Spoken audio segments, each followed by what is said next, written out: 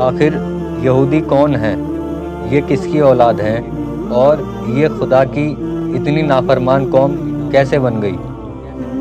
آپ سب جانتے ہی ہوں گے کہ اللہ کے نبی حضرت یعقوب کے 12 بیٹے تھے۔ ان میں سے ایک کا نام یہودا تھا۔ یہ یہودی قوم حضرت یعقوب کے اسی بیٹے کی نسل سے چلی ہے۔ اور آپ کو بتا دیں کہ یہودا کے کہنے پر سبھی بھائیوں نے مل کر حضرت یوسف کو کنویں میں ڈالا تھا، اور یہودا اپنے سبھی بھائیوں سے نفرت کرتا تھا اور حضرت یوسف سے کچھ زیادہ ہی نفرت کرتا تھا، کیونکہ حضرت یوسف اپنے بابا حضرت یعقوب کے سب سے چہیتے اور لاڈلے بیٹے تھے۔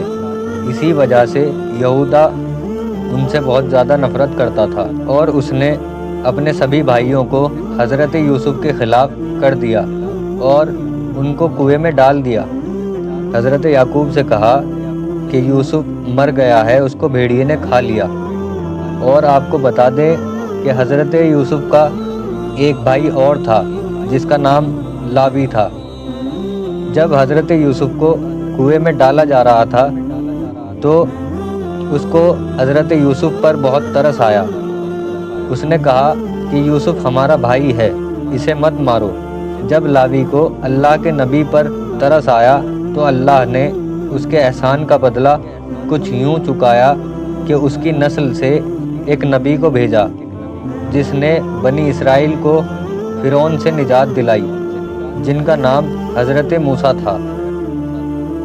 قوم بنی اسرائیل وہ قوم ہے کہ جس نے اللہ کی سب سے زیادہ نافرمانی کی اور اس کے بھیجے ہوئے نبیوں کا قتل کیا، اور اللہ کی نعمتوں پر شکر نہیں کیا، اور اللہ اور اس کے رسول کی باتوں پر عمل کرنے سے انکار کیا۔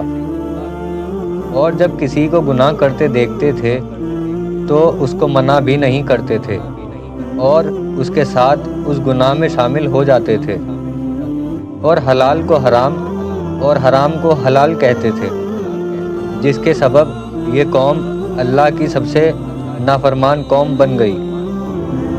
اللہ نے ان پر طرح طرح کے عذاب بھیجے اور ان کو صحیح راہ پر آنے کے بہت موقع دیے، پھر بھی یہ باز نہ آئے۔ یہی وہ قوم تھی کہ جس کو فرعون نے کئی برس اپنی غلامی میں رکھا، اور پھر ان کے بیچ حضرت موسیٰ کو بھیجا تاکہ ان کو فرعون کے شر سے نجات دلائے۔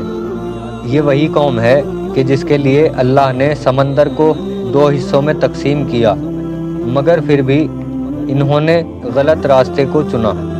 اسی قوم کے لیے اللہ نے جنت سے طرح طرح کی نعمتیں اتاری، مگر پھر بھی اللہ کی نعمتوں پر شکر نہ کیا۔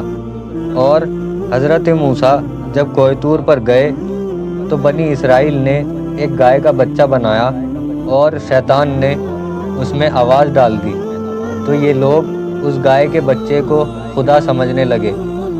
سورہ البقرہ میں اللہ نے انہی کا ذکر کیا ہے کہ یہ قوم کیسے اللہ کے اتنا قریب ہونے کے باوجود اللہ کی اتنی نافرمان قوم بن گئی۔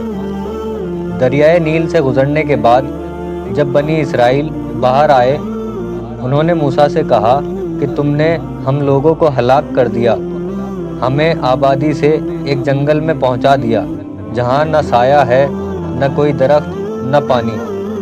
تو خداوند عالم نے ان پر ایک ابر بھیجا جو دن میں ان پر سایہ کرتا تھا اور رات کو ان پر نازل ہوتا تھا، جس سے ان کی غذا ہو۔ اس کے بعد بھنے ہوئے مرغ ان کے دسترخوان پر گراتا تھا، جسے وہ لوگ کھاتے تھے۔ جب وہ سب سیر ہو جاتے تو وہ تمام مرغ خدا کے حکم سے زندہ ہو کر اڑ جاتے تھے۔ حضرت موسیٰ کے پاس ایک پتھر تھا جسے وہ اپنے پاس رکھتے تھے اور اپنا عصا اس پر مارتے تھے، تو اس میں سے ہر قبیلے کی جانب ایک چشمہ جاری ہو جاتا تھا۔ ان کے 12 قبیلے تھے۔